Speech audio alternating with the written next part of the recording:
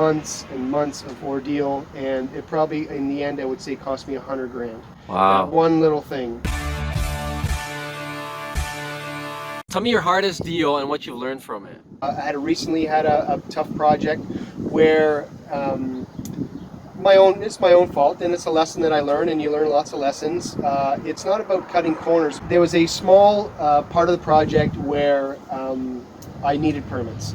It was very small. I thought, it's not a big deal. It's not, like no one's going to know I'm doing this project. It's not like I didn't do it to code. It's just that I didn't want to get the permit because it would slow you down. It slow me right down. I'm going to be waiting 2 months, and they get drawings, and just for such a simple little thing that I knew how to do. So I thought, you know what? I'll just take the chance. It's not a big deal. We finished the project, literally at the finish line, and then the city says, hey, did you whatever? Somehow, I think somebody called about something actually had nothing to do with what we were doing. But the city got involved, and all of a sudden they found out about this little thing. The little thing turned into a gigantic thing. We ended up to rip out a bunch of stuff. We ended up waiting 3 months for permits. I had to get a survey of the property. We ended up having to go to the committee of adjustments through the city. Months and months and months and months of ordeal, and it probably, in the end, I would say cost me $100,000. Wow. That one little thing. And if I would have just got the permits. How much would it cost to get the permits? And do you think they would have gotten approved right away? Well, the whole process of it wasn't just getting the permits. It was the whole process of getting the permits, and there is still going to be a wait, a timeline.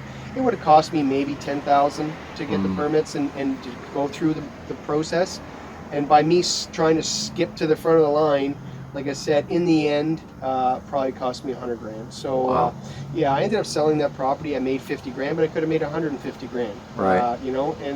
And just the aggravation factor, and the part you look stupid factor. The look like, to the city. Now the city thinks, oh, this is a blacklist you almost, or flag you? No, it's good because they know me that I'm a professional. I've been here for 30 years. I've been investing for 15 years. So everybody knows me as the guy who I don't do that kind of stuff. But it's like I said, it wasn't a big deal what I tried to get pushed through, but it was a big deal in the end, and that was a really important lesson that I had to learn.